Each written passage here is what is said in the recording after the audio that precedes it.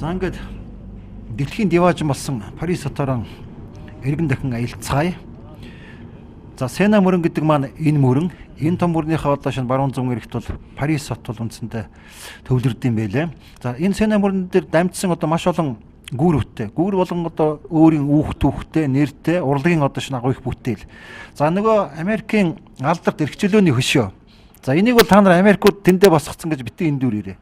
Ерөөсөө Францын архитектор энийг анх санаачлаад Америкчуудад эрхчлөөний энэ хөшөөг бол бэлгэлсэн түүхтэй юм байна.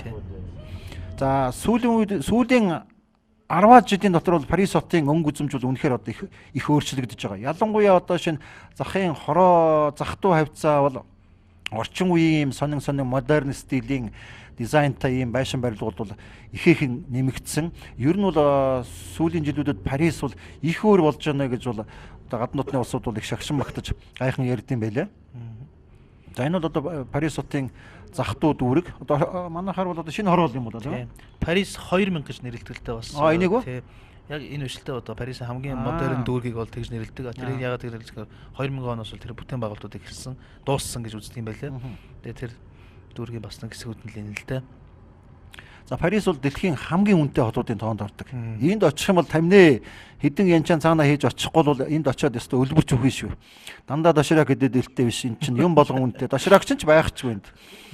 За ингээ балрах учраас бол жоол мөнгө хурааж хагаад Парисаар хүнсээ сайн базааж яваарай гэж тий.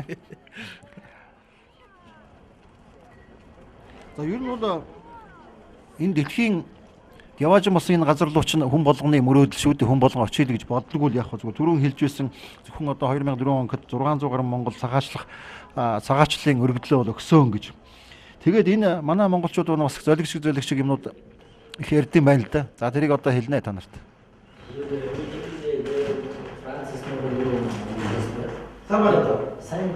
Сайхан үлжиж байгаа.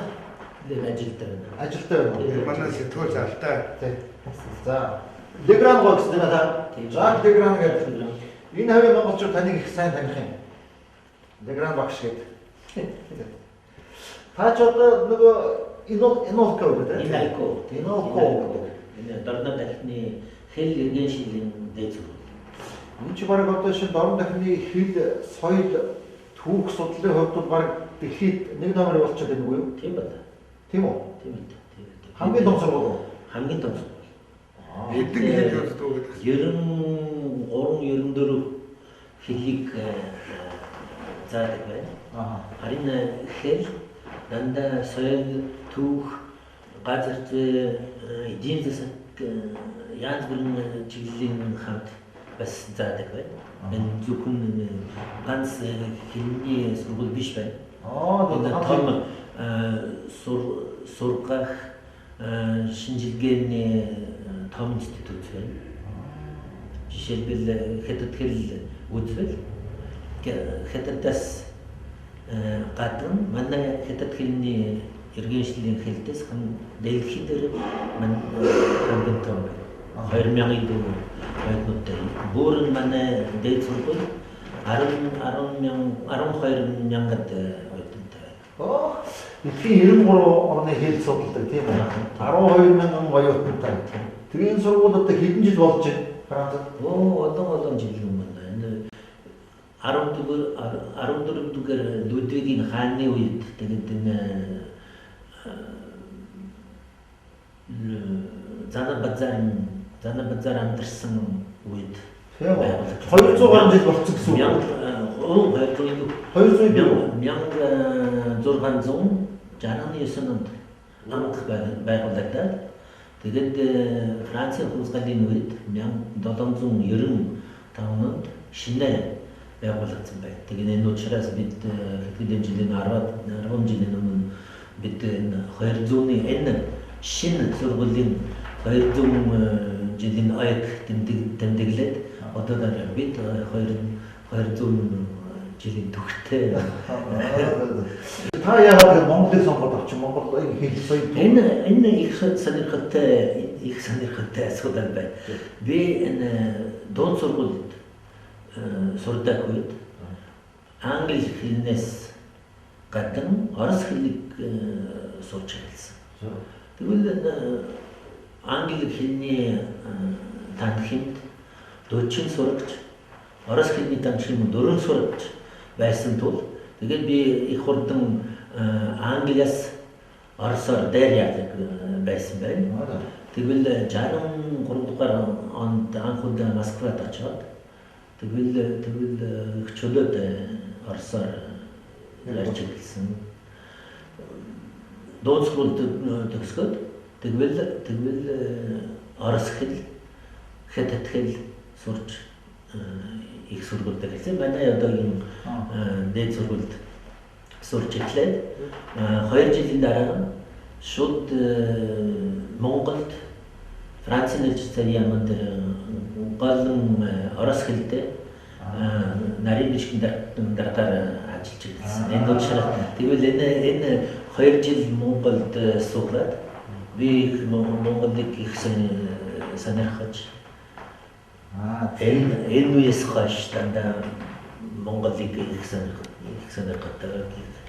Ерөөсөн Монгол судлалын мэргэжилтэд болсон. Монголын надад яг ямар юуг судлаад байна вэ? Хэлн үү, түүхэн үү? Би голон түүхнээс эхлээд дараа нь монгол хэл заах ёстой байсан тул тэгээд хэл шинжилэл их сонирхсан.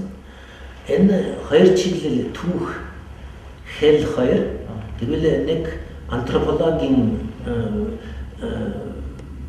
нэгдсэн чиглэлд оруулсан байна. Энэ учраас би голон сүүлийн 20 жилд түүх хэлнээс гадна голон нүүдэлчдийн антропологийн талаар голон ажил шинжилгээ явуулсан байна. Таны нүдэрүүд нь монгол хэл дээр хөрвүүлэгдэж гарсан уу? Монгол хэл дээр энэ голон манай Улаанбаатар дахь олон улсын нүүдэлчдийн соёл иргэншлийн судлал хүрлэнгийн публикацтай нэлээд хэдэн өгүүлэл гарсан байна. Одоо хүртэл монголоор ном гараагүй. Би нүүдэлчдийн антропологийн талаар том ном бичиж амжвал тэгвэл би заавал нэг монгол хэл дээр нэг хэвлэл бодё байна. Харин хоёулаа бодож байгаа гарга хэлдэг. Монголчууд хэрэгтэй шүү дээ. Уншууд монголчууд. Бид ч бас түүх мөхөөс сайн мэдэхгүй шүү дээ. Хэрэгтэй юм мэдэхгүй. Сонирхолтой байна. Та тэгээд сая энэ сургуулийнхаа ерөнхийлөгч болчихъя. Тийм л дээ. Одоо энэ 1 жилийн өмнө манай сургуулийн зөвлөл намайг сонгоод нарийн Францын ерөнхийлөгч Жак Ширак намайг томилсон. Томилсон юм дээ. Ерөнхийлөгч энэ сургуулийн их сургуулийн ректор ерөнхийлөгч шууд зөвлөлөөр томилогдсон байна. Харин томилогддог байна. Харин манай дээд сургууль тусгай дээд сургууль байгаад учраас энэ ерөнхийлөгч томилдог байна. Ямар сони юм бэ та? Алтан гац удан авсан гэж сонссон таныг бас. Би алтан гадаас энэ өрөөнд авсан байна. Энэ Монголын тухай гарсан сүүлийн үеийн DVD. Манай засгийн газар ч Монгол дээрээ өрөөрэй гэдэг баахан урлаг болгоод байгаа шүү. Та энийг бас оюутнуудад энэ манай битэр мятар зөндөө нисээ юм дээ. Манай ганц компани дээр. Энэ мөнгөний төрөвч. Та бодвол ерөнхийдөө их мөнгө авдаг байлгүй дээ. Багсаатлан сайхан хийгээд ингээд. Их вэ. Сайн байна. Таны баярлалаа. За ингээд Дегран бол үнэхээр одоо шинэ Францд байдаг монголчууд бол бүгд анддаг юм байлээ. Үнэхээр одоо Монголын талаар их юм хийсэн, туйрсан, бүтээсэн одоо ч одоо туйрвж байгаа юм сайхан монголч эрдэмтэн хүн, монголчуудад их илэгтэй, монгол оронд бол их хайртай, олон удаа ирж байсан ийм хүн юм байлээ. Тэгээ харамсалтай нь бол Дегранга Монголын үг түүх антропологтой холбоотой нэлээд олон ном хэвлэл Франц дээрээ биччихэд Монгол руу хөрвүүлээд монголчуудаа түгээгээд ингээр хөрөн мөнгөний болцоо байдгүй. Үгүй энэ ч одоо монголчуудын төлөө энэ сайхан одоо түүхийн сайхан баримтан дээр тулгуурлаад юм хийцэн хүний юм чинь төр засаг маань өөй шинэ ерөнхий сайдаа хэдэн заас гаргаа тэрийг одоо хөрвүүлээ тийм ээ монголчуудаа хэрэгжүүлээч чинь Монголын төлөө хүн юм хийж байхад бид нэг ганц нэг алтан гац гэдэг шар тэмдэг өгчөөд ингэ суугаад байж болж гин үү аа.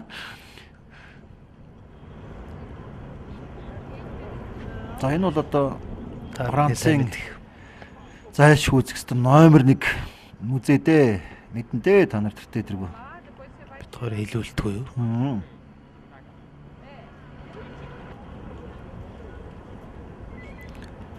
Луи 14 гэж тийм ээ. Бидний бол хаан байсан.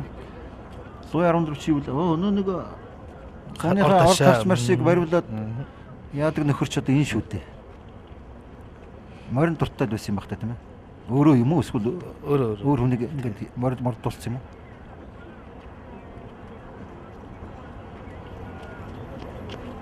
За Парист ирсэн хүн алдарт Луврыг үзээгүй бол битгий их Парист ирсэн гэж хүн амтнд яриараа гэдэг. Японочууд бол хөөе Парисыг үзээгүй бол үхэж болохгүй шүү гэж.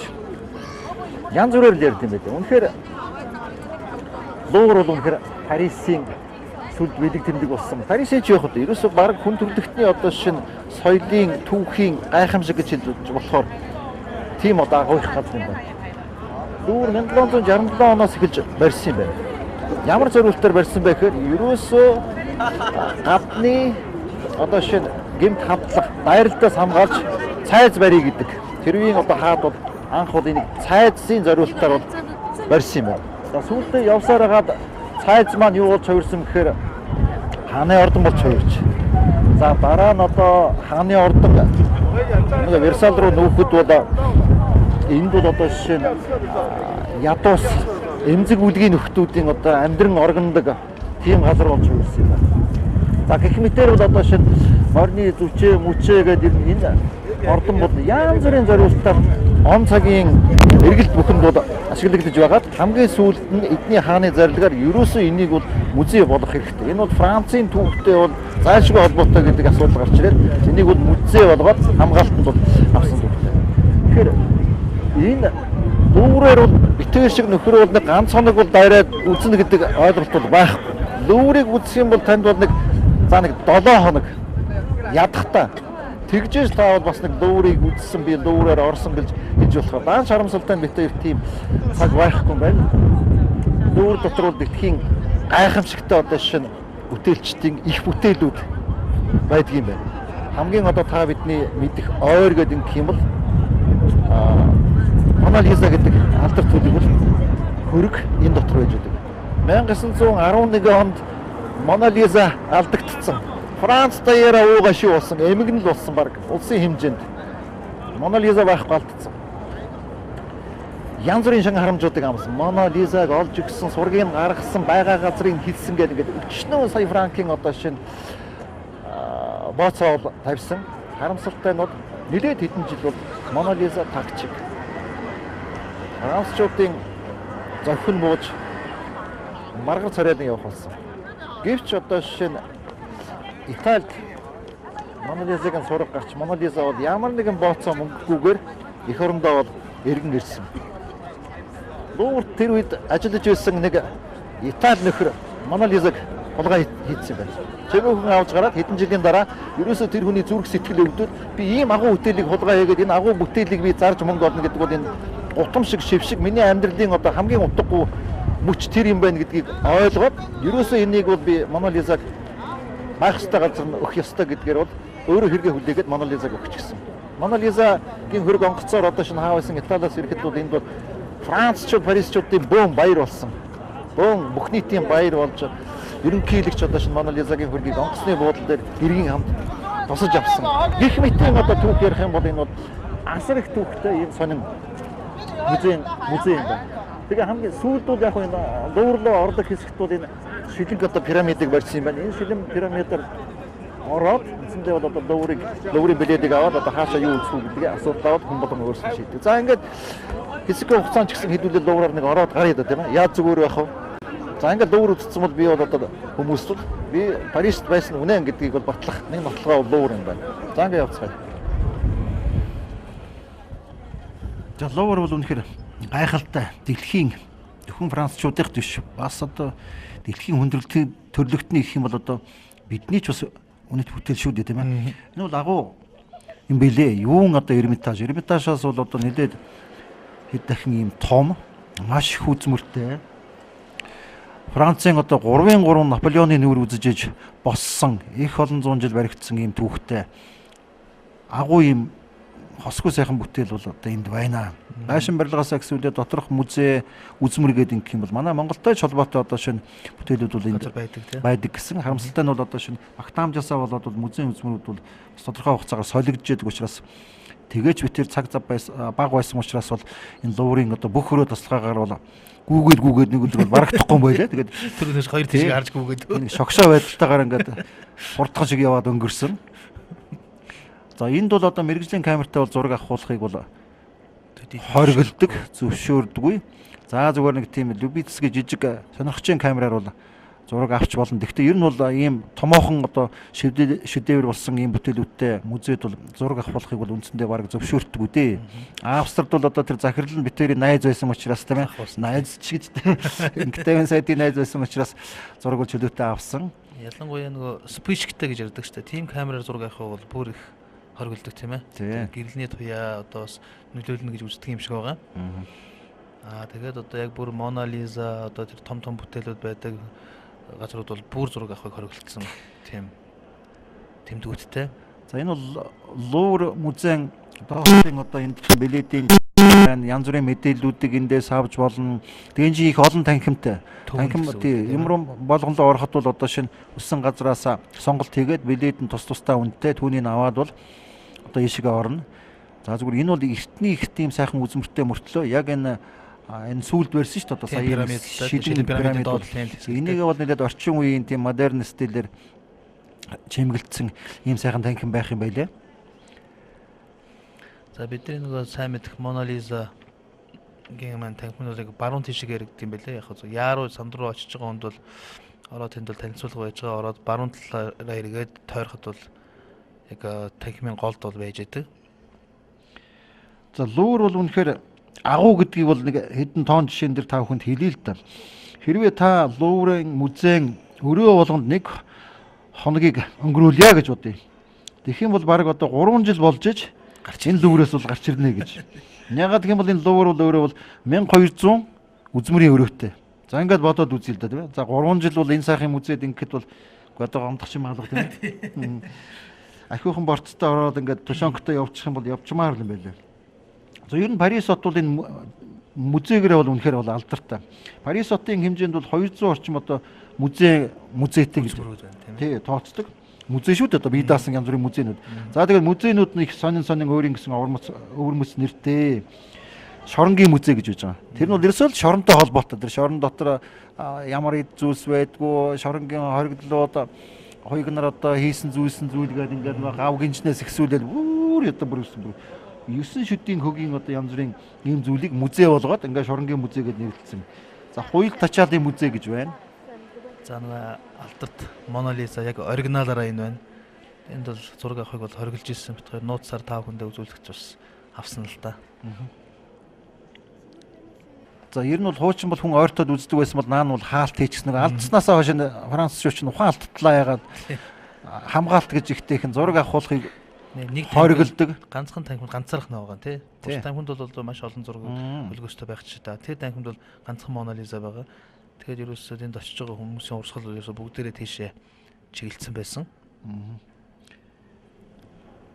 За ингээд юмхнаар юм хийд юм уу ерөөсөө юм болгоныг энэ нөхдүүд одоо урлагийн бүтээл гэж ойлгодог ч юм уу. Түрүүчийн хэлдгээр бол тэр хоёрл тачаалын музей, шоронгийн музей, канакны музей гэж хүртэл байна шүү дээ, тийм ээ. За ингээд яваад байх юм бол энэ 200 гаруй музейтэй гэдэг нь бол яахын аргагүй үнэл бол тарах гээд байна л да.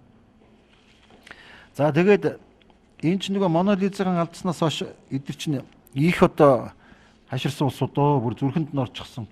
Тэгээ зөвхөн энэ Мона Лизагийн хамгаалтын систем зориулаад бол 3 сая орчим еврогоор шинэ одоо хамгаалтын ийм төхөөрөмж тавьсан гэж байгаа. За энэ дотор бол одоо Наполеоны өөрсдийн Бонапарт өөрөө тийм ээ. Бонапартын өөрөө тэгэл хоолунд идчихсэн, амьдарчсэн, орд дэвсгрээс хэсүүлээд энэ ерөөсө байхгүй ер нь ингээд яваад байх юм бол энэ нэг 3 жил бол болчмоор агуу том үзэн юм байлээ. Тэгээд тэр үеийн одоо энэ урлагийн сайхан бүтээлүүдийг яаж өнөөдөр одоо энэ чигээр нь ийм сайхан хадгалж үлдээвэ гэдэг бол энэ бол өстой гайхалтай газар байна. Тэгээд Леонардо да Винчигоос гадна бас том зураачдын зургууд хүртэл байгаа. Одоо манайд нэг Матис гэдэг нэг бар байдаг шүү дээ. Тэр яг Хенри Матис гэдэг бас мундаг зураач. Мөн Камил Писаро гэдэг мундаг зураач зураг байж байгаа. Бидний сайн мэдэх Пабло Пикассогийн бас зургууд байгаа. Пабло Пикассо одоо кубизмус гэж шинэ урсгалыг бол оруулж ирсэн. Тэгээ энэ зургуудаас хүртэл энд байгаа. Тэгэхээр үнэхээр Лувр бол одоо дэлхийн хамгийн шедевр шилдүүдийг цуглуулсан, бүтээлүүдийн цуглуулсан ийм үзэн юм байлээ. Тэгээ энэгээр бол заавал зайлшгүй ороод гарах газрын нэг шүү. За ер нь бол одоо энд чинь дэлхийн түүхэнд орсон одоо жинхэнэ суутгэхэр улсуудын бүтээл энэ Луврт мэдээж тавигдаж таараа. Гэтэ зүгээр ил одоо шинэ ингээд бодит байдлаар нэг хамгаалтгүйгээр тавьсан зургнууд ч их байна тийм ээ. А яг нөгөө нэг томчуулынхаа тэр мундагчуулын зургийг бол заавал ийм шилэн хоргонд хийгээд хамгаалттай тохиоллын системтэй сум одоо элдв юм нэвтрдэггүй тийм зузаан шилэн бүрхөвчний цаана бол хамгаалж бол тавьд юм байлээ. Тийм байгаа гэнэ. Тийм.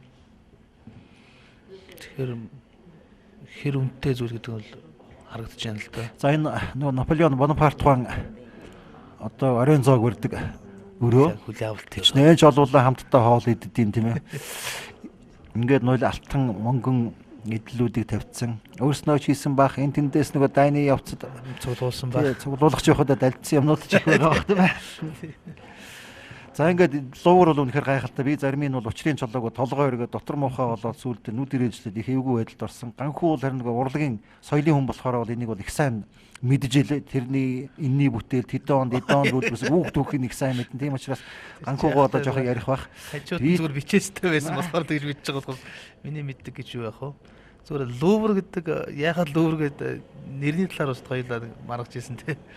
Луврдсан юмнууд энд их байна гэдэг хоёулаа нөгөө бол бас ярьж ирсэн. Луврыг бол ер нь Лувр гэдэг бол одоо өлөгчин чон гэж Францууд нэг хэлээд байгаа. Тийм үгнээс гаралтай гэж. За битээр одоо монголчлоод үзэх юм бол ер нь монголчуудын Аттила ханаас хэсүүлээд их ойрхон очсон учраас бол энэ тийм ээ. Лувр гэдээ бодоод байх юм бол Лувр гэсэн монгол үгнээс гаралтай юм тийм ээ. Нөгөө энэнийг ч эзэн төрөм гэлээд энэ тэнүүгээр дайм байлдаа хийж явж байхдаа тэр Египтийн тэр нэг том карнашиг хүртэл Луврдад ирсэн юм чинь тэр энэ Луврын юмнаас үтсэн мүзэн юм болов гэж. Гэхдээ арай ч энэ том бүтээлийг тэгж хэлж болохгүй хаа тийм ээ. Тийм энэ зүгээр Нарига. За ер нь Франц бол өөрөө ганц зураач нар биш тийм ээ. Энд бас уран баримлж яруу найрагчд бол бас манай монголчууд сайн мэддэг том яруу найрагчд их амьдарч ирсэн билээ. Одоо бидний сайн мэддэг багтаа бид нар үздэг байсан шүү дээ. Виктор Хуго, Эмилио Зола гэх мэтэн яруу найрагчд энд бас амьдарч ирсэн. Тэгээд Франц үеийн романтизм гэж энэ томондог урлаг мэддэг юм шиг ярьж байна да. Тэгээд та бүхэн харж байгаа биз дээ тийм ээ энэ одоо Египтийн энэ ерөөсөл улс орон төв дэлхийгээр ингээ бүгдийг ингээ хэсэгчлээ тийм ээ. Сектор болгоод хуваагаад хийчихсэн. Тэгэхээр мэдээж бол одоо энийг бол яаж авсан байх вэ тийм ээ бодоод үзээдтэй тийм. Энэ их бүтээлийг тухайн улс орн өөрийнхөө энэ үнэт бүтээлийг зүгээр өгөөг нь лавтай, худалдаж авааг нь лавтай. Тэгэхээр одоо ингээд асал их энэ Лувр чинь юу гэсэн гаралтай үгүй гэдэг. Энэ бол нариган шүү тийм ээ. Тийм нариган. Дараа нь аяг бол хэрэгт орж мэдээ. Аяг бол Франц элчин сайдын юм соёлоо дуудагдаж магадгүй шүү. Гэтэ ер нь монголчууд ч нэг өгнүүдийг их сонин тэгэж хаа явсан газараа дандаа ингэж монголч ойлгох их дуртай тэгэж ярьдаг шүү дээ. Москва гэхэр Мушка гол байсан л гэж яриа л тийм ээ. Гихмшлэнгээр дандаа тэгэж бодож явдаг юм л хэрэмж гэдэг юм уу тийм ээ. Ер нь бол одоо Франц гүрэн бол үнэртний одоо түүх дурсгалын, барилгын, урлагийн бүтээл бол ихтэй.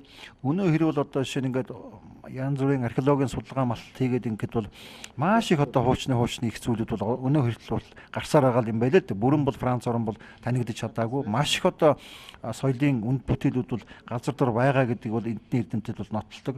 За өнөөгийн байдлаар бол 200 газар бол археологийн маш том судалгаануудыг хийгээд гэгч бүтээлийг бол хөрсөн дороос бол гаргаж байгаа юм байлаа. Ер нь бол одоо дэлхийн соёл урлагийн бүтээлд бол францчууд бол туйлын одоо их тийм үнэн сэтгэлээсээ бол ханддаг, түүнийг бол биширдэг, хүндэлдэг ийм сайхан ард түмэн. Тийм ч учраас бол манай хар хорны одоо судалгааны ажил дээр бол Францын эрдэмтэд бас хамтран ажиллаад ихээхэн зүйлийг бол нээлтүүд хийсэн байгаа шүү дээ. За энэ бол битгаар Африк твийн секторт орж ирсэн үзмүүдийг үзэж байгаа. Энэ бол бас гайхалтай үзмүүд бол их байсан. Францчууд бол ер нь цэвэр Франц хүнийг бол Голова гэд нэрлэдэг юм байна. Голова гэж нэрлэдэг.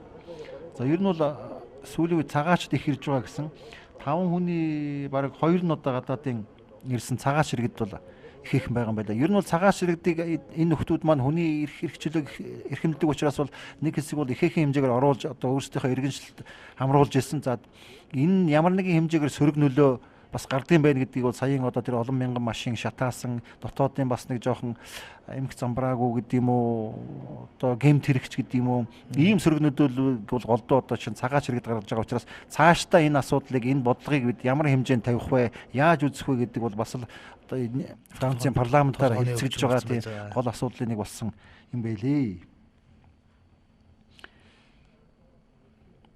За ер нь бол Францын төр бол үндсэндээ бол их тийм төвшин сайхан тогтвортой төр байдаг. Манайтай адилхан одоо хэдэн сар болоод жил хүрэхгүй унж нураад ингээ бутраад байдгүй. Митрангуа гэдэг ингээд бол одоо Франц ерөнхийлөгчээр 14 жил төр барьсан гайхалтай сайхан одоо хүн байдаг тийм ээ. За Жак Ширак гэдэг одоогийн ерөнхийлөгч маань 2 дахь удаага мөн одоо сонгогдоод ажиллаж байгаа.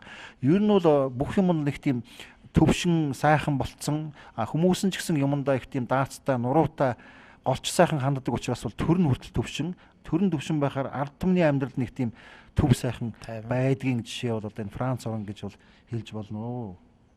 Манайхан бол ерөнхийлөгч Жак Ширакыг бол сайн мэдэх байх. Одоо бас манай 800 жилийн үед ирнэ гэдээ бас нэрмэрээ өгсөн байж байгаа. Одоо ерөнхий сайд нь болохоор Доминик Филиппин гэдэг хүн байт юм билээ. Филиппин гэдэг. Тийм бол монголчууд хөдөлгөөн бас сайн мэдэхгүй байх. За битэр чинь одоо хаачих гад байдаг, яваад барагддаггүй, зарим газар нь шогшоод гүйгээд байдаг. Зураг авмаар байдаг тий. Секторээс нь 5 хүндээ бас үзүүлмээр байдаг. Үзмрүүд бол их сонирхолтой. Тэгээд ер нь ихэнх нь хайсаа одоо өстой уучлаарай. Тэгээ ингээ битэр хэдхэн цагийн дотор чадан ядан авсан зургуудаа та хүнд үзүүлж байна. Үнэхээр луурт бол одоо луурыг бол нэг өдөр биш. За 3 жилээ байг гэхэд бол тийм ээ. Гэхдээ нэг 5 3 өдөр үзчихэд бол одоо бас яах вэ? Луурыг үзсэн гэж хэлж болохоор юм байлаа.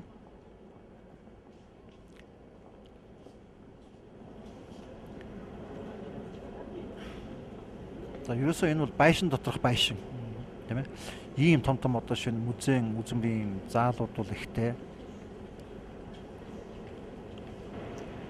Үнэхээр дэлхийн түүхийн, соёлын, урлагийн, боловсролын, соёл шинжлэх ухааны юу гэдэг юм.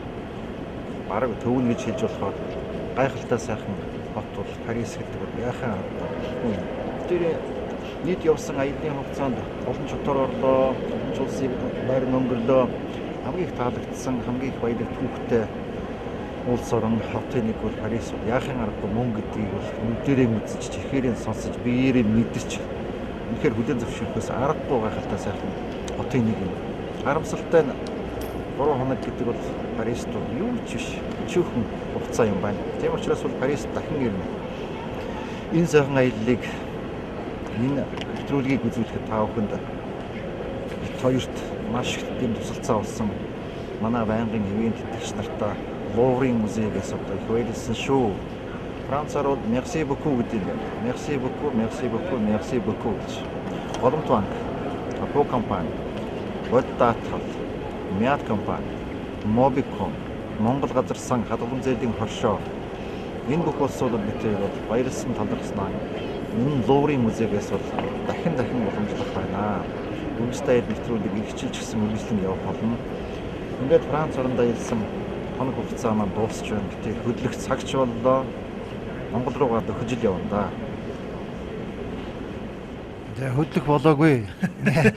Юу дөнгөж очингуудаа тэгэл одоо хөдлөөлгээд хүн айлгаад байдаг тий. Болоогүй. Өшөө цаан чинь дахиад нэг хэдэн минутын нэвтрүүлэг үлдсэн байгаа. За ингээд ер нь бол одоо шинэ Франц Монголын харилцаа бол сүүлийн үед бол нэлээд эрчимтэй хөгжиж байгаа гэсэн тийм ээ. Түрүүн хэлсэн шүү дээ 6000 орчим жуулчин зөвхөн одоо өнгөрсөн онд манад иржээ гэж. За 2004 оны байдлаар бол манай улстай эдийн засгийн хувьд 30 орчим сая долларын худалдааны эргэлт бол хийсэн байх юм тийм. За ер нь яг юу хийчвэ нарийн да гэдээ ингээд үзэх юм бол бас ч одоо нэг тийм бараа таваар өснө ос биш. Монгол гэр бол Францад бол их модонд орж ий гэж, их хүн төрж байна гэж.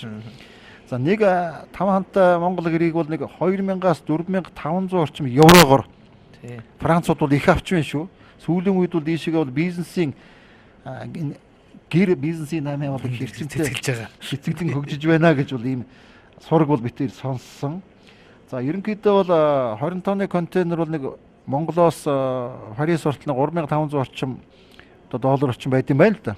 Тэгээд 20 тонны контейнер чинь эвийг болоод ийх юм бол их олон гэр орчдөг гэсэн. За ингээд түрүүчийн нөгөө 2000-аас 4500 еврогоор нэг гэрийг үнэлээ зарчих юм бол үнэхээр одоо жишээ нь их мөнгө ийшээ орж байгаа юм байлаа. Гэхдээ манай нөгөө гэр мэр чинь патент дэлдэг юм байдгүй юм уу гэж тийм ээ. Тийм тэгээд тэр 30 сая чинь бол одоо сайн даач биш одоо нэг худалдаа 8-аач биш голдуу энэ Монгол гэр маань тийшээ гараад ингээд нэлээд эрэлт ихтэй байна гэдгийг харуулж байна уу да гэж бодсон. Хамгийн сүүлийн захиалгыг манай элчин сайдын яам өөрснөө хийсэн байлээ тийм ээ. Тийм баг тийм. За ерөн зүгээр дан гэр оруулаад байх нь юу юм те зүгээр Францаас бол одоо манад бол юм ирж ийнэг бол ирж ийна. Франц бол имээр алдартай. Имийн одоо их сайн үйлдвэрүүд байдаг. Францын им бол манад их орж ирж байна. Цахилгаан бараанууд бол энд их ирж байна. Эмнэлгийн тоног төхөөрөмж мөн одоо Монголд бол нэлээд орж ирдэм байна. Гэх мэтээр бол Францаас бол юм байгаад байдаг. Монголоос бол бид нөгөө орон байраа зараад байдаг юм шиг байна да Францад. Түрүүн хэлсэн ер нь бол цагаачлах сонирхолтой монголчууд их байна гэдэл яриад байгаа. Гэтэл энэ нөхдүүд очиод нөгөө цагаачлалын албанд халандаад янз бүрийн одоо шинэ сонин хөгийн тийм асуудлууд тавьд юм байл да. Яагаад ч одоо Монголоос цагаачлаад ирвэ нөхөөргөөд ингээр гүй хөөе одоо би намайг зоргийн хэрэгтэй холбогдуулан шалгаад шоронд хийх гээд байна ч гэдэг юм уу. Нэг бол одоо би гомо юм аа манай Монгол тийм хуулиар бол зөвшөөрдөг юм аа гэдэг ч юм уу. Нэг бол би казак авгаатай нөгөө хэдэн казакууд намайг шат хийх гээд байна ч гэдэг юм уу. Бүр хөгийн ингэ тийм шалтгаануудыг бол тавьдаг. Нэг хэсэгтээ бол одоо энэ нөхдүүд маань нэрэж тийм болов уу гэдэг их судалгаа хийдэг байж л дээ. Энэ нөхөр үнэхээр одоо хавчигдаж боогдоод хүний эрхчлөө зөрчигдөөд ингэж байна уу гэд бодоод байсан чинь тийм биш юм аа. Энэ бүх хүнслүүд нь худлаа юм байна гэдгийг одоо энэ Францын цэрэг цагтаа цагаачлалын албаныхан бүгд мэдээд хөөе хонгороо Монголд ч нь бол ардчилсан орон шүү дээ. Тийм байхгүй чи худлаа ярьж байна гэд үндсэндээ бол 7 хоногийн дотор шууд одоо Монгол руу буц гэдэг ийм асуудыг тавьдаг болсон учраас янз бүрийн одоо нэг бас нэг залтай нөхдүүд байдаг шүү тийм ээ.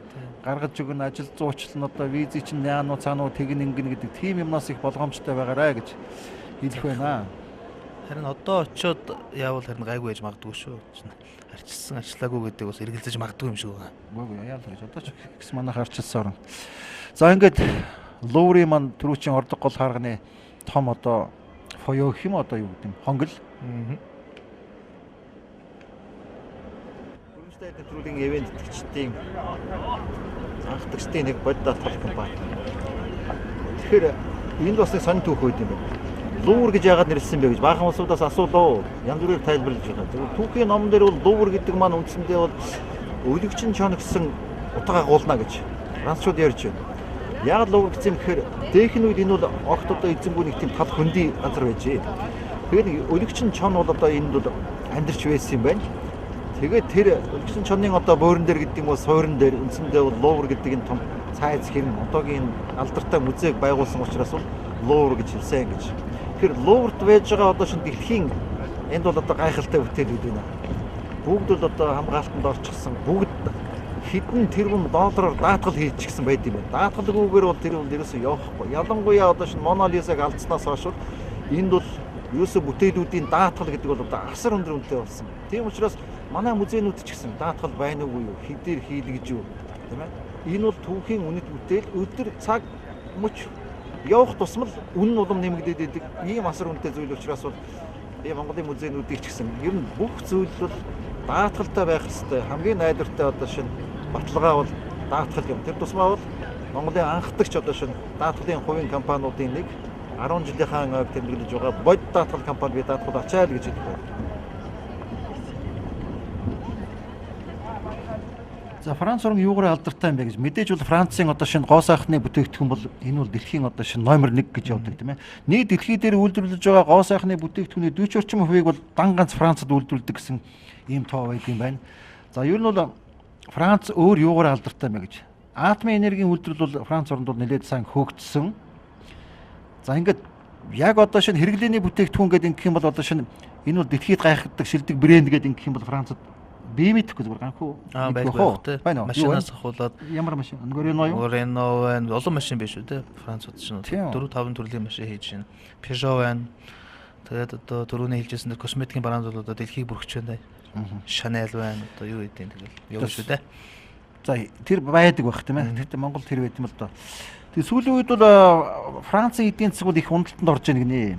Тэгээд эн чинь ерөөсөө Европын орнууд дотроо баг одоо Испаний ард эдийн засгийн хөгжлөөр бол орох гээд байна гэж ярьж байна шүү дээ. Баг тийм ээ. Ерөөсөө тийм нэлээд бол уналтанд орсон эдийн засгийн байдал бол одоо тиймч таатай бос байгаа гэж Францчууд ярьдсан байлээ. За ер нь бол энд бол юм үнэтэй гэсэн тийм ээ. Дэлхийн одоо хамгийн үнэтэй хотуудын нэг гэж. За бид тэр машиндаа бензин авъя гэдэг ингээд бол литр бензин 1 евро 35 цент байлаа. Энэ бол бас л үнэтэй л орохоор. Дизель тийм. За энд ирээд одоо нэг умгар жижиг өрөө хөслөе гэж бодъё л да хэдүүлээ сурдаг ч юм уу одоо төр хугацаагаар очдог ч юм уу. За 30 м квадрат талбай гэдэг чинь нэг том биш л дээ. Энийг хөсөлөхөд бол сард бол та 800 евро төлнө. 800 евро гэдэг чинь базар байны хомбодоо энэ чинь бүр сая хамаагүй илүү гарсан төгрөгөр байж байгаа байхгүй ганцхан сар шүү дээ тийм ээ.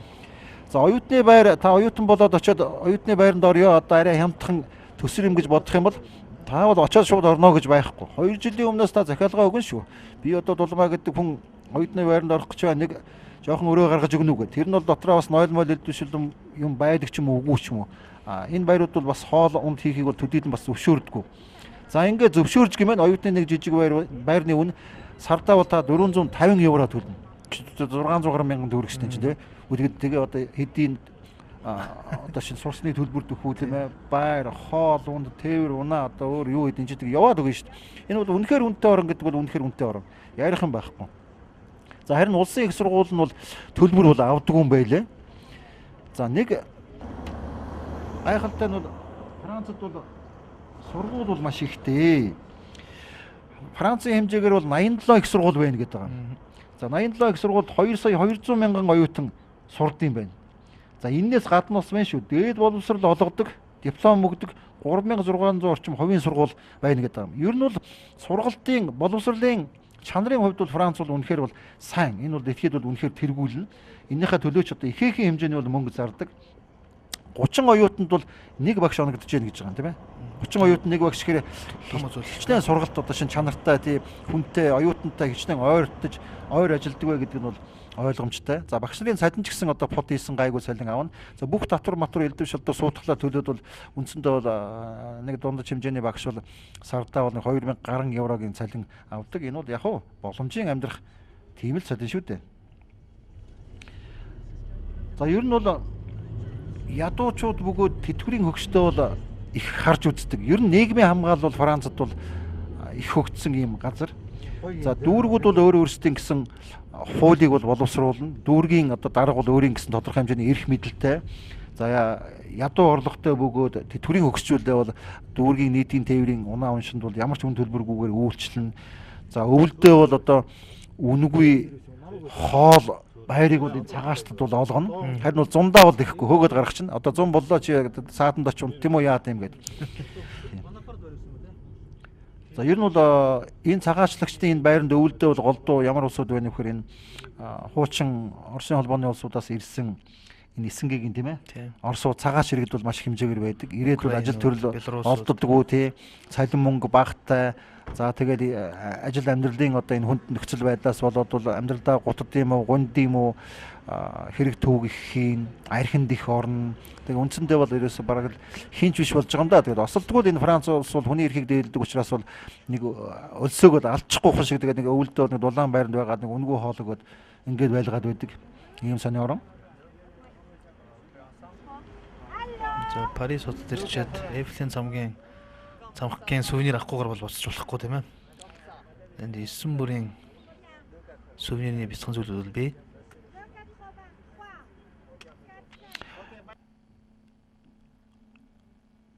Ер нь бол Парис хот бол үнэтэй боловч жинхэнэ Францын өөрсдийнхөө иргэдэд бол цалин өндөр учраас бол нэг тийм санаа зовоод байхаар асуудал бас биш.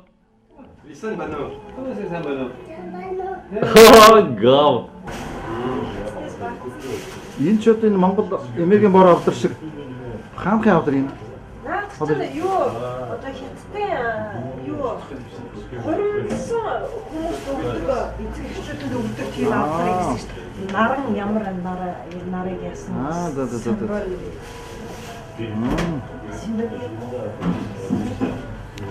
За ингээд Парист олон монголчууд байна. Нэлээд олон монгол байт юм лээ. Ер нь бол одоо шинэ албан ёсоор нэг 50-60 монгол сурдаг гэсэн боловч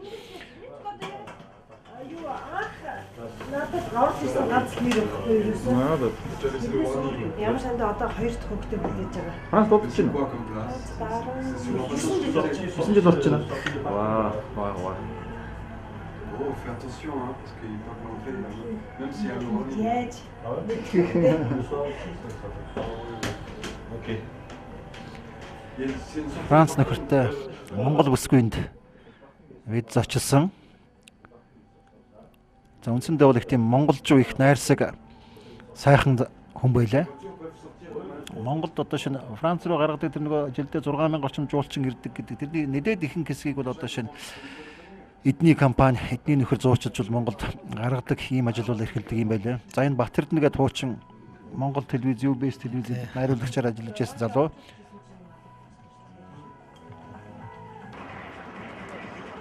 Найз одоо Парист очоод бас их олон жил болж байгаа л доо. За ингээд 20 бит 2 11 сарын 12-нд ягаад би өнөөдрийг сайн санаж байна гэхээр миний төрсөн өдөр болж ирсэн. Бит 2 нэг гоё тоглолт үзсэн байгаа. Одоо тэр тоглолтын тухай та хүмүүс үзэх байх. Одоо ер нь Европт бол одоо 2006 онд хөлбөмбөгийн дэлхийн аварга болох гээд Европ даяараа бол одоо хөлбөмбөөр амьсгалж байгаа гэж хэлж болно. Одоо мөн Францчууд адилхан. За ингээ энэ өдөр чинь бол юу тоглоо? Герман Франц хоёрын шигшээ тоглосон тийм ээ. За найрсаг тоглолт. Найрсаг тоглолт бол болсон. Одоо би ч ямар хөлбөмбөг тэр бөмбөг ойлгох биш. Гэртээ бол үлдсэн. За ганхуу бол төрсөн өдөр гэж урган шарган жодоо шин овшуу сурвасраад хөлбөмбөг үзнэгээд надаас 100 евро авч явсан шүү чи аа. Хариулт өгөөгүй шүү. Плетний үнэ нь бол 129 евро. Би хамгийн урд нь сууж үзье гэж зорьсон л доо. Тэгээ хамгийн үнэтэй билет нь бол 129 евро байна лээ. Тэгээд шатлуутай хамгийн амтхан билет нь 38 евро байсан. Тэгээд энэ бол бас хүн болгонд тэгээд тохиолдод байх завшаа амжилттай. Энэ одоо илүү хөлбөмбөг гармалчч уу гэж шалгаад байгаа юм аа. Элдв шалдын тийм зэвсгийн чанартай эсвэл шилэн зүйлсийг бол илүү ийм тэмцээнд авч орохыг бол хориглодог. Тэгээ би бол одоо нилээ эрт очсон байсан. Тэгээд энэ цөөхөн үзэхэнтэй гэж бодож байсан чинь ерөөсө хөлбөмбөг эхлэхээс хэдхэн хоногийн одоо хэдхэн хормын өмнө ерөөсө үзэгчдэр дүүрчдэг юм билээ. Энэ өөрөө бол яг Франц дэлхийн аварга болж исэн стадион л доо 98 онд бол Франц дэлхийн аварга болж исэн. Энд бол Францчууд өөрсдөө анхны удаа дэлхийн аварга болж яг энэ стадионд баяраа тэмдэглэж исэн. За ингээд хөлбөмбөг сонирхдаг залуучууд бол Thierry Henry, Trezeguet, Cissé гэдэг одоо дэлхийн алдар төлөмгчдийг бол хараад таньж байгаа бах. Энэ бол Cissé явж байна. Сонингүйлттэй. Энэ шаардлагатай юм байна. Trezeguet сайжгаар өнгөрч байна. Тэр Thuram явж байна. За ингээд одоохоо тоглолт эхэлнэ. Энэ ямар кайф вэ? Яг амьдрал үз. Яг стадион руу ингээд яваад ороход бол үнэхээр хүмүүний ингээд зүрх лугшдаг юм байна лээ. Би ч оюутан байхдаа бол зүгээр тоглолт үзэж байсан. Энэ том хэмжээний яг ийм тоглолтуудыг бол үзэж байгаагүй. За энэ бол Trezeguet байна. За 98 онд бол Францчууд Бразилийг 3-0-аар яг энэ стадионд ялж дэлхийн аварга болж ирсэн. Тэр бол одоо Францчуудын хувьд бол хамгийн том баяр гэж өөртөө ярьдаг. Тэгээд харамсалтай нь 2002 онд Солонгос, Японд болсон дэлхийн аваргад бол хожигдсон юунаас зоноосооч гарч чадаагүй нэг ч гол хийж чадаагүй юм шивчгтэйгээр хожигдсон байгаа. Тэгэхээр энэ жилийн одоо 6 оны дэлхийн аврал бол францчууд маань нэлээд сайн бэлдэж байгаа бах. За энэ Thierry Henry Арсенал тоглодог дэлхийн шилдэг хөлбөмбөгчдийн нэг л дээ. За энэ аврах хөлбөмбөгчдийн тоглолтыг ингээд амьдаар үзнэ гэдэг бол үнэхээр гайхалтай. Тэгээд иймэрхүү зүйлүүдтэй бас монголчууд маань таарлах юм бол мөн мөнгөтэй хайрлаараа очиод нэг үзчих хэрэгтэй. Энэ бол бас тэр болгон та бүхэнд таарлаад байхгүй. Гэхдээ нэг юмыг сануулхад бол та бол тэр улсынх ч юм уу тэр ер нь тэр улсынх нэг малгай юм оруулалтыг аваад зүүцэн дээр тэгэхгүй бол нөгөө балиашгууд бас шоглуулж бол мэднэ. Тэр малгай юм оруулалтыг өмссөн байхад бол ямар ч тийм зүйл бол танд тохиолдохгүй. За энэ Германы багийг танилцуулж ах шиг байна. Монголчууд маань бол Баллакийг бол сайн мэднэ. Бомсонгийн сая шинэ орсон Галас бол урд нь бол тоглож исэн. Маккелевен ер нь Францын бүх томчуудыг тоглож исэн да. Тэгээ хамгийн гол нь энэ хөдөлж байгаа хүн нь болохоор дандаа эхлээд нэрийг хэлдэг. Одоо Terry-г бодлоо. Заал тэр 120 мянган хүний стадион тэр чигээр нэрийг ингээд дууддаг юм байлаа. Тэр бол ингээд яг очоо сууж байхдаа сэтгэл хөдлөхөөр тийм эмоц тэндээс гардаг. Ингээд сэсэ гэдэг нь бүгдээрээ хамтаар хэлж байгаа. Wiltord. За тэгээ уг нь бол өөрөө бол Английн байх шигтэй. Энд бол яалчгүй Францын юг авч үзсэн байгаа. ийм л одоо үнэт бодлоо үнэн биш юм улсуудаас болоод Монголын төр их хямраад байгаа ш тийм ээ. Хөлбөмбөгийг төрөлтэй холбож болохгүй. Английн байлаа шиг гэсэн мөртөө Францын талд орцсон хувцсыг нүгсэн тэнд ингээд ястаа нэг. Англи тоглож исэн бол ондоо л та. За хөлбөмбөг ойлгохгүй юм бол энийг үзээд ойлгохгүй. За бид хоёрын хөлбөмбөг одоо ажлуудыг бол өмнөх ажлуудыг бол Монголын хөлбөмбөгийн холбоо бас их дэмжиж исэн. Бид хоёр бас Монголын хөлбөмбөгийн холбооны ерөнхий нарийн бичгийн дараа Гамболд бол тусалдаг. Да энийг дашрамд бас Гамболдахтаа бас бид хоёрын зүгээс баярлалаа гэж хэлье. За энд бас их хөгийн болсон бас. Зодон болсон. Балиашгуудын хооронд яаж байгаа. Юу болоод энгийн зүйлтэй балиашгууд хоорондоо зодтолдох. Энд ч яг нөгөө машин шин шатж исэн ийм экзэгтэй үед бас яг таарсан. Гэтэ энэ бол Францын балиашгууд Германы балиашгуудтай бол зодтолтоогүй. Францчууд бол хоорондоо зодтолсон. Тэгэхээр нөгөө арабууд голцоо зодтолтоод байгаа шиг байлаа. Би нэлээд хол суужсэн болохоор камерман бас сайн татаж чадаагүй л дээ. Чи тэг очиж салгалцахгүй яасан ч тэг хараад байгаа дээр хүн зодтолтоод сектораараа пилот нь өөрөө сектораараа байдаг. Тэр секторээс бол гарч болохгүй л дээ. Тэгээд ер нь энэ Европын стадионууд бол их чөлөөтэй. Та тэнд бол одоо шар арайг ууж болно, таймиг татаж болно. Хүн дуртай юм аа хийж болно доо. Зодтолтож арай болохгүй байх л та. За ингэ тоглолтын төгсгөлд бол Трезегийг Сисегээр сольсон байгаа. Сисег орд талбай дээр гарч ирэхэд бол үнэхээр Францчууд бол галзуурж ирсэн. Гэтэ харамсалтай нь энэ тоглолт 0-0 нэг ч гол ороогүй дууссан байгаа. За одоо ингээ монголчууд маань 6 оны 6 сарын 9 төлөмбөг Мюнхен хотноо эхэлнэ. За энэс хойш бол нэг сар монголчууд маань бас хөлбөмбөгөөр амьсгалах байхаа гэж бодож байна. За хамгийн хэцүү нь бол цагийн зөрөөгөөс болоод манад Монгол эхний тоглолтууд бол 12 цаг тэглэх юм шиг байгаа. Хоёр дахь тоглолтууд бол шөнийн өглөөний гэж баг хэлж болохоор 4 цаг тэглэх юм шиг байгаа. Тэгэхээр үнэхээр алтан балиашгууд маань бол энийг бол үцэх хахаа. Чи тэгээ ямар одоо 0-0 болцсон шал сонирхолтой тоглолтыг хайрын 100 евро өрж үздэг нь яаж байгаа юм чи наа. Тийм. Мэдсээр ижиж үздэг чи бол болохгүй шүү дээ чаа. Хөлбөмбөгийн тоглолт тэдээр дуусна гэдэг бол хийж мэдэхгүй л дээ. Хөлбөмбөгийг бол хамгийн логикгүй тоглоом гэж ярьдаг. Ямар ч сул баг, ямар ч чанга багийг бол хожих тийм магадлал бас өндөр байдаг. Тэр бол саяны Европын аваргаар бол харагдсан. Үнэхээр хэний ч бодож байгаагүй Грекийн баг одоо Португалыг хожоод гарч ирнэ гэдэг бол гайхалтай. Заашгүй нөгөө хөлбөмбөгийн дуусаад нэг явах цаг боллоо. Энэ манай элчин сэдийн яамны байр. Тэгээ 1969 онд манай дипломат Жаргал сайхан гоё байрыг анх. Сайхан жонсолдод том их ясалж байна. Нэг ясалж байдаг ингээл тийм. Камертайгаа хөдлөж. Алтангэрэл сайд бол дөнгөж очсон байсан. Бацаахан консул Витертэй 2-3 хоног хамт дагалдаж явж үнэхээр их тус болсон шүү. Витер бас баярлсан шүү гэж хэлэх байна. За ингээд 69 онд Жаргал сайхан дипломатч анхын байрыг худалдаж авсан. Энэ бол Болоны оё гэдэг тийм ээ. Тий, ойрхон байдаг. Ойрхон байдаг. ийм сайхан байр байлаа. За эндээс бол үндсэндээ нэг 400-аад метр явд юм уу да. Ингээд жинхэнэ Парис руугаа орчин.